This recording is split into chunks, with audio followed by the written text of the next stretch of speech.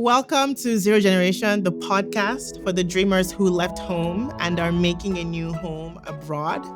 Today, I'll be talking to Kehinde Winful, an attorney and a writer who lives a dual life in her career, but also a dual life in her identity as a Nigerian-American. Kehinde moved to the US with her parents as a toddler. And so we're going to talk about what her experience was like, how that flows into her writing, how that flows into her life, how that flows into dating. And we're going to do a fun rapid fire round. Check it out.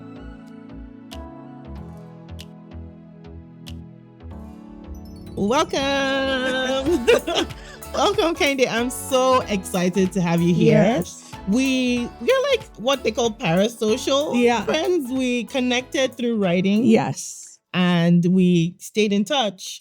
You have since launched a book, but let me pause there. Okay. Please tell us who you are in your own words. Hello. So I'm Kehinde Winful. I am an attorney, a writer, Nigerian-American, born in Nigeria, grew up in Minnesota, currently living in Denver, where I'm practicing and writing in all my spare time. But I'm excited to be here. You're here because we wanted today to get into that identity crisis.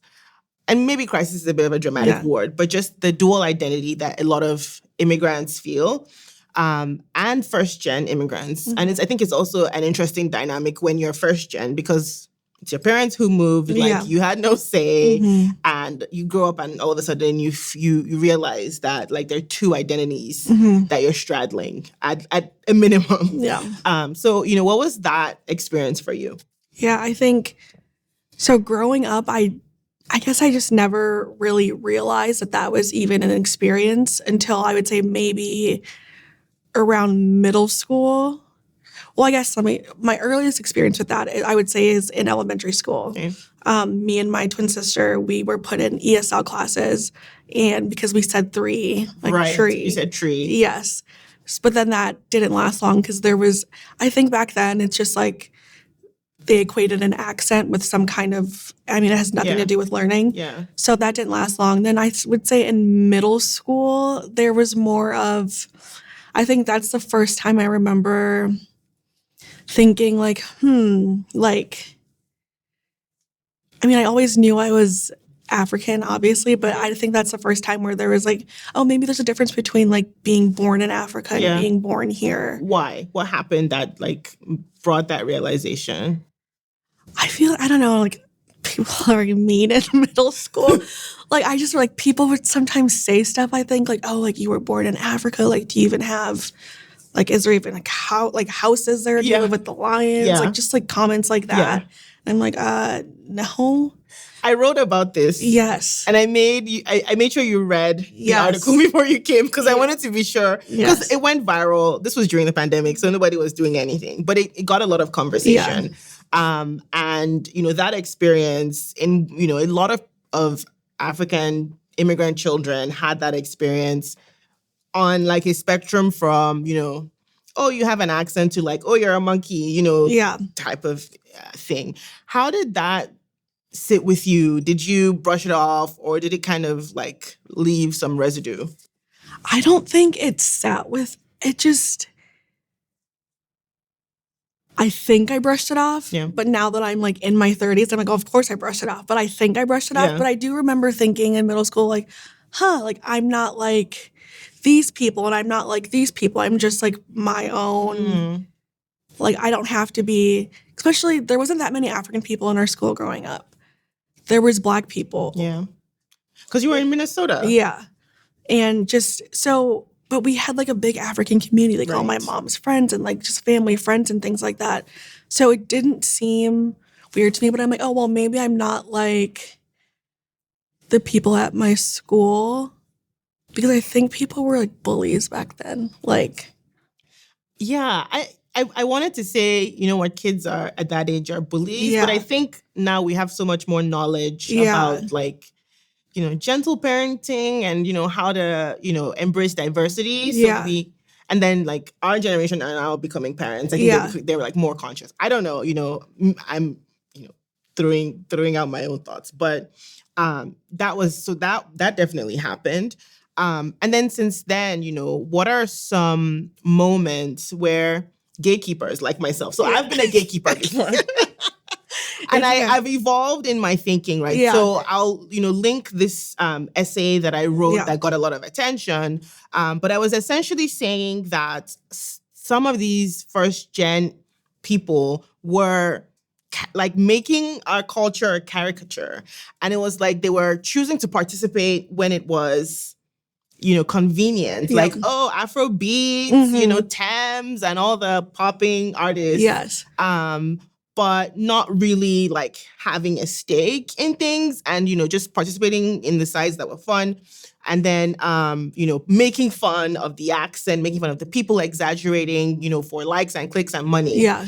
And I've evolved since then because, everybody's entitled to their experience. Yeah. That's how I feel now. But have you ever encountered a gatekeeper who said one way or another, like you're not Nigerian enough or you're not American enough? I feel like that is like the crux of my existence. Like, for example, one of my cousins, love him. When I go back, because I love going home. I love going to Nigeria. But he's like, well, you only say that because you don't live here. And I have like friends who live there, like, you can only say that because you don't live here. And I'm certain that's true. Yeah. Because I'm certain if I did live in Nigeria, I'd probably have a different perspective. But I think that, or even like, I think it's mainly my family who's in Nigeria, like my cousins who I'm close with. Yeah. Oh, well, you're American. But I'm like, well, it's more nuanced than that. Because it's like, I grew up in America, but everyone around me is still Nigerian. Like, my mom is Igbo. Her whole, like, I grew up in, like, really an Igbo women's culture. That's so interesting. But then my dad's Yoruba, so obviously when I go home, I'm, like, with his family as well. But so it's, like, it's hard to explain, like, yes, I grew up in America, but I grew up in, like, a little Nigeria in America. And I think people are more accepting of that in different cultures maybe. Like there's like Little Italy or like there's Chinatown. Yeah. But like there's like a really like in Minnesota, there's an African community and you're still raised in like, I was still raised, okay, you give stuff with your right hand, you greet your elders, you do like I still have all of those things. Yeah. I just like happen to have lived in America and have this accent. That's so interesting. And you said something about how your cousins would say, oh, you like it here because you don't live here. Mm-hmm. I think the same of Nigerians who, especially Nigerians of like, middle or upper class who come to the US for holiday and you have to live here to really understand the challenges of being a Black person here. Yeah. And you're kind of blind to it. Like I needed years before I started to understand things like microaggressions and all of that. And so I think it's the same, actually. You can, when you're on holiday, you can afford to be blind. Yeah. You're there to have fun. You have rose-colored glasses. And, then you go back to your home where, you're conditioned to see the things that are not right. So. Yeah, I definitely think that's true. Like the perception goes both ways. Like I think sometimes maybe people being in Nigeria and seeing like people who live here, like, oh, well, like money grows on trees in America. There's there's endless possibilities. And it's like, I mean, there's endless possibilities, but there's systems that are built against you. Like it's not just like a walk in the park for every person. Like you arrive and then they just like give you a car and a house. Yeah, because you're gonna work. Yeah, absolutely. But I don't think it's like necessarily. Yeah, so I do see how that perception goes both ways. Do you think these experiences have sort of helped you live this dual life as a writer and an attorney, right? I remember you posted about this recently where you're like, the attorney to writer pipeline is very strong. I don't know if it's just a Nigerian thing because a lot of Nigerian writers are actually lawyers. Yeah, but I was thinking that recently. I wonder if it's like that in general. Yeah. But I do think a lot of, especially like women authors are also, women Nigerian authors are also attorneys. Yeah. But I think that just living the like dualness, I think it does help me. I think one thing I was thinking about it coming here, like I don't feel the need to prove that prove my Nigerianness to somebody. Yeah. Like I said, my mom's Igbo, my dad's Yoruba. I can say some word. I don't speak. Yeah.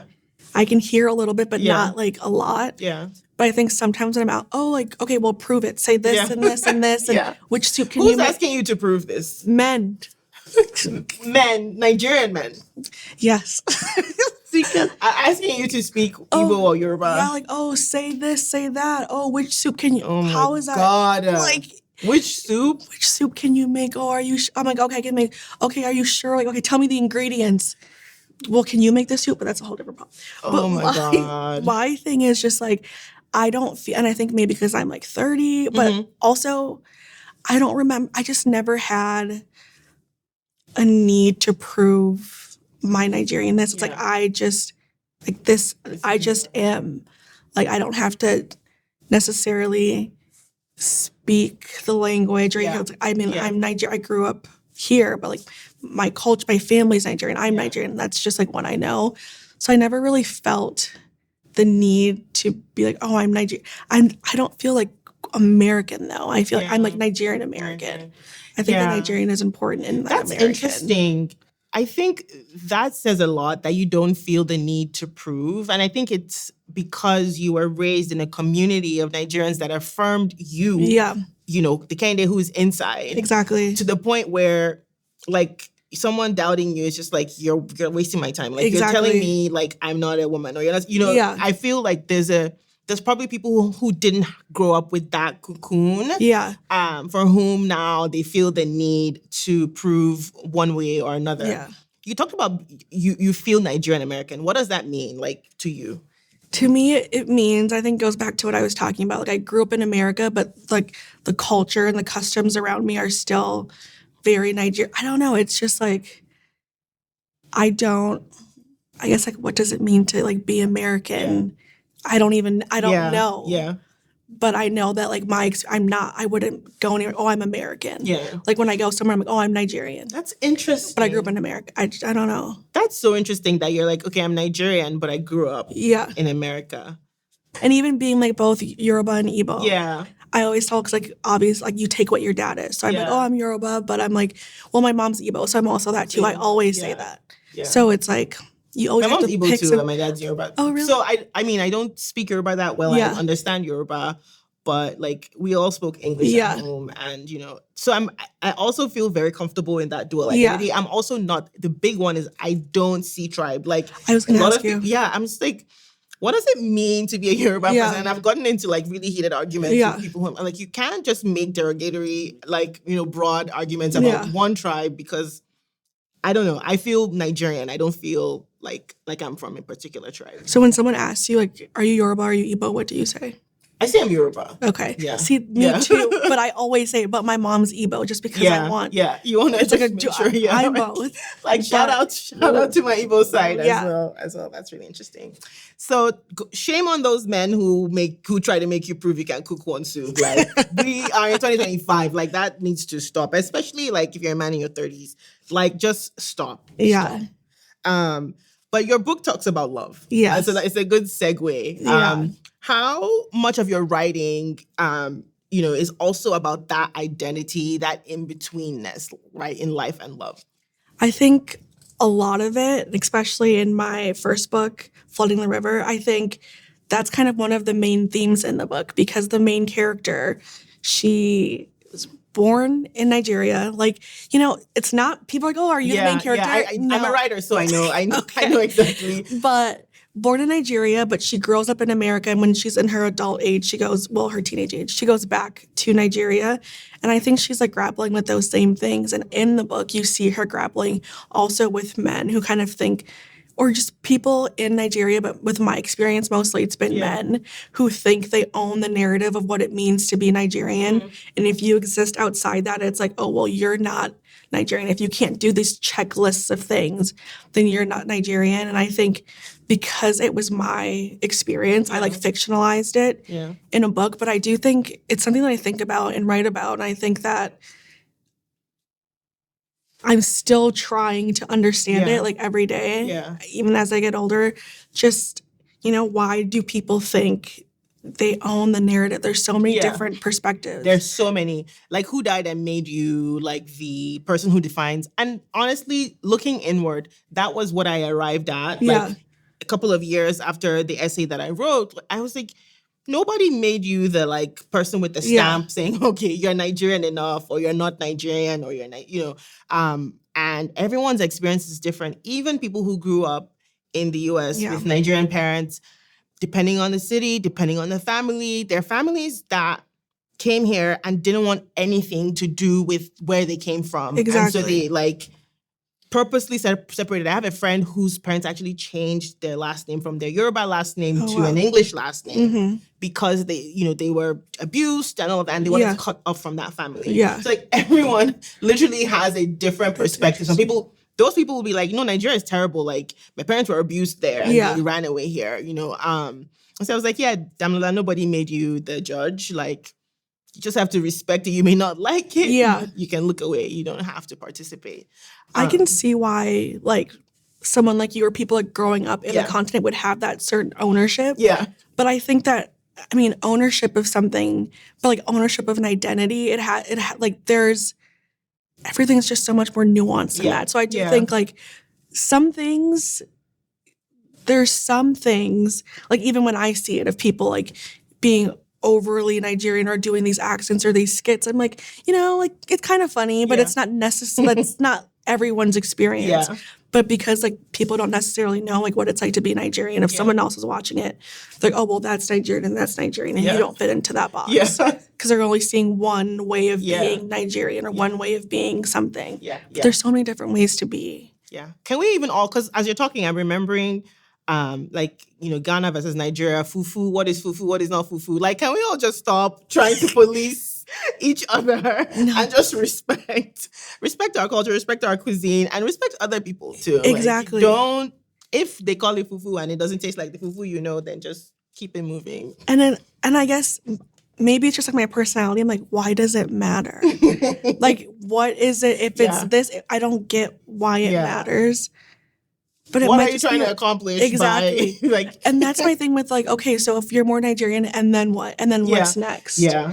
So I think that... No, I think it gives a sense of superiority when you feel like you're the gate that gets to determine, who can come in and who can. Yeah.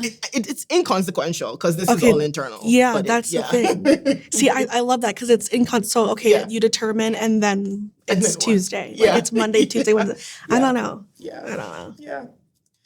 Yeah. Let's pivot a little. So, immigrant life. Immigration is such a hot button issue now. And I'm not even trying to go political. Yeah. But I saw something, I was like, oh, I want to ask Kehinde about this. I saw someone who was like, as an immigrant, like now just saying that you're an immigrant or you're first gen is not good enough for me. This is what the person was saying. And they said, I need you to tell me where you stand on 1, 2, 3, 4, 5 issues before I can decide if I want to keep talking to you, if I want to be friends with you, right? Like, what do you make of that? Like, do you think they're really like types of immigrants? So I do think there's different types of immigrants. Even like being Nigerian, there's a lot of Nigerians who like support Trump. There's a lot of Nigerians who are, I think generally speaking, it's a pretty conservative culture. Yeah. So I think that leads to just different political views. Yeah. So I think just because of that, social views. Exactly. Yeah. So I do think, that is right. Just because someone's an immigrant doesn't mean anything. Like you would have to ask, what are your stances on? So you would also ask where you stand? I wouldn't ask, but I would just observe. I'm like, okay, like what type of, I would just observe. I wouldn't ask somebody like, what are your 5 social views on this? I would just, I don't know. Like observe them people out in the show wild. up how they are. Yeah. Exactly. Yeah. And then I'd be like, okay. Yeah. But just because, I'm an immigrant, I'm a Nigerian immigrant, that doesn't mean anything. Or I'm an African immigrant. Yeah. That doesn't, okay. Yeah. I don't think. I also think there's something to be said about the evolution of like Nigerian immigrants in the world. So I think we're just coming into like a stage 2, stage 3. If you think about like Indian immigrants, right? Like you talked about like Chinese immigrants, right? Like they've found a way to like embed their culture over, all the years that they've been immigrants. And I think we're still getting to that identity of like, we are all from the same place. Yeah. Like the Indians, they call it Desi culture, right? So it's not Indian. Yeah. It's Indian-American. I guess, they meet and they have their social, the ways that they all interact. I think Nigerians were not quite there in an organized way, although there are pockets. Yeah. We're not quite there, but I think there's also something to be said about that because you still have Nigerians who move here and they're like, yeah, I don't want to go to a Nigerian church. I mean, Yeah. I want to, I'm in this country. I want to interact with like people from here and not just like, cocoon myself with, just other people who also came to Nigeria. See, that's interesting to me because I knew someone who was like, I think he'd been in America for about a year or two, and he's like in a small town, and he's like, well, I don't want to be anywhere where there's a lot of Nigerians. And I'm like, why though? Yeah. Because you literally just came from Nigeria. You're like, you're 30 years old. Why wouldn't you want to be around? Yeah. So I never understood that. I think it's people wanting to really avoid anyone feeling overly familiar. But, I had an earlier interview, it'll come out at some point during this season. But one thing that he said was being intentional about in corporate, right? About how you engage with other people from Nigeria, because other cultures really do a good job of bringing their own people and mentoring them, providing them support, coaching them, and allowing them to like achieve seniority. And that like broadens the table and that opens up opportunities for other people coming. So going back to your younger self, right? So not middle school, maybe like middle school going into high school. Mm-hmm. Are there any things you would change or, say to yourself or do that you think would change the outcome of who you are now? That is a good question. Or let's say there's like our generation now, people migrating. There's a lot of immigration to Canada and the UK, for example, like coming now with a small child. Like, what would you tell those parents about how to raise their own kids to be like well-balanced in their identity? I would say one thing I do think is really important now as I like get into like adulthood and like think of having kids and stuff, being in a place where there's other people who look like you. Because I think maybe just growing up, like going into middle school and high school, like in Minnesota, there just wasn't that many people. So I think when you don't see people who look like you, you're not the beautiful like identity of what is considered like beautiful. Yeah. So you might grow up thinking like, oh, like I'm not pretty. Like I'm like, no, I'm gorgeous. Yeah. But like it takes a while to get there because you don't see other people who look like you. So I think for me, what I would tell myself is like, you are that girl. It does not matter what you see around you. Yeah. And just like growing up or someone who was coming here, bringing their kids to live in America, or just, if I have my own kids, just making sure that they're in a space where they see themselves. Like, I don't know. I don't think you should be the only like Black person in it just doesn't make sense for identity and self-esteem. I don't think that makes sense. Do you think your mom and the women that you grew up around like did that for you, both just by existing and also like verbally affirming your beauty in a world where like most people in your class, for example, don't look anything like you? I think so. I think just growing up, one thing that's like really stuck with me, especially as I get older, is just like my mom's always had like a solid group of friends around her. And just seeing that support system to me is just very important. It's also like in my book with like Auntie Kay. And I think that's just so important. Like for me, seeing that, like I want that. I want to be like 40, 50 and have like 10 girlfriends around the world. Like, oh, my daughter can go talk to her. Like my Auntie Ugo was also an attorney. When I was thinking of going to law school, like she would let me come walk around with her, go to her job. Like I think that's just so important. Yeah. So I've seen what community looks like. Yeah. And that's important to me. And I know like community starts from like when people have friends. One of my best friends is from when I was like in middle school. We still talk like every single day. Mm-hmm. So I think community starts from however early you want it to start. And I think if you're in community with people who look like you, or just, they don't have to look like you, but just it's nice to have that sense of cultural community too. Yeah. So I've seen it. It's important to me. So I think that's been impactful in my life. Yeah. Yeah. That's a great note to sort of end on, because I have a segment, which will hopefully be a little more upbeat. So first of all, what's your zero gen flex? And what this is basically your bragging rights as a first generation immigrant, something that is unique about you, or something that you're very proud of having accomplished. I think it's like a familial thing, but I think I'm just proud of like my mom and my family. We kind of like live the American dream. Like my mom's a doctor, my sister's a doctor, I'm an attorney, and my little sister's like a genius. So it's just like, I don't know. I'm just like proud of my family just being like strong women. Strong women. That's awesome. I didn't know your mom was a doctor or that your twin sister is a doctor. Wow, that's amazing. Did you have them, the typical like growing up, it's like you're either a doctor or an engineer or a failure? Yes, because I wanted to be a writer. Right. And I'm just like, oh, whimsical. Like I want to like be and my mom and I wanted to go to do the Peace Corps. Yeah. My mom's like you need please like just do this, do that. I'm like, okay. Like so did you still go to do the Peace Corps? It's funny. I applied. So after I got my master's, I was applying to both law school and the Peace Corps. And I got into both on the same day. My mom's like, I was like, okay, I'm thinking of doing the Peace Corps. My mom's like, please, like, just go to law school. You can do the Peace Corps later. So it was very much like you're going to be one of these things. You're going to be a professional. Yeah. You're going to be like something with ER at the end. And I went in to undergrad with a pre-med. Oh, with pre-med plans? Yes. And then I couldn't pass Bio 101. I was crying tears. Were you in the same college as your sister? Yeah, we went to the same college. And we were in the same Bio 101 class. I told my mom if I took the class in Spanish or any language I didn't even speak, I would have got the same grade. So I dropped it. And I'm like, I'm a writer. Yeah. So I was an English major. And she's like, okay, be an attorney. And I'm like, okay. Yeah. I think that's why that pipeline that we talked about in the beginning is a lot of writers just want to write.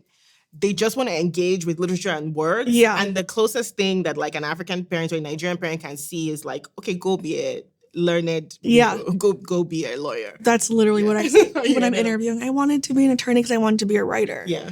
And this just like makes money. Yeah. So. And I mean, enjoy those paychecks. So, okay, rapid fire round. Okay. Would you rather have to explain your name like Kehinde, right? Or for the rest of your life? Yeah. Or give up your blue passport? Oh my God. Explain my name. You would rather explain your name? Yes, but also my actual first name is Oluwayemisi. Okay. But then obviously like what my name, just like the younger of the twins. But explain my name. So because you would keep your passport. Yes. And you would explain your name. I'm a dual citizen now. But the Nigerian passport, no, I don't want to. Yeah. So it doesn't do much right now. We have hope. We have hope that things will get better. But yeah. I'll explain my name. And you've been living this life all along. Yeah. So just, why close the door that's already open? All right. Niger or abroad for your wedding? See, I don't know. First, I need a husband. I don't know what I don't know. Okay. I don't know. All right. For turning up? I'm not really like, when I go to Nigeria, I don't even go out really. Okay. So you're not like a dirty December kind of? No. I'm like, I want to go sit at my grandma's house and like talk to her. That's beautiful. That's what I do too. Okay. Yeah. But yeah, I feel like you're either or, like, people are like, dirty December. My sister likes to party. So that's her. Me, I'm like, I want to go sit. Okay. For school. Here. Yeah. You're painting a picture of yourself and I feel like you're more American. You're emerging. I'm not gatekeeping, but I'm just telling you that you're emerging as a But I'm like, because I never went to school. Yeah. But my mom went to boarding school. That seems cool. Yeah. I don't know. But you would still choose America? Yes, because also, like, I interned for a long time in Ghana for, like, 3 months at a time. And I'm very, sometimes in West, everything's really, like, not lax, but just, like, laissez-faire. She said lax. I'm, like, militant. I'm military time. I don't know. Kehinde, you're fully, at this point, just one more. So vacation. Would you rather vacation in the U.S.? No. Or back home? Nigeria? Back home, definitely. Okay. Definitely. All right. That last one maybe redeemed you a little bit, but I don't know. But because my dad he's an army man. So we're like military time. So I'm like, I like structure. Yeah. So I don't want to go to school in Nigeria. Yeah. But this was awesome. Yes, thank you so much for being here. Me. It was a pleasure. Yes. All right. Until next time.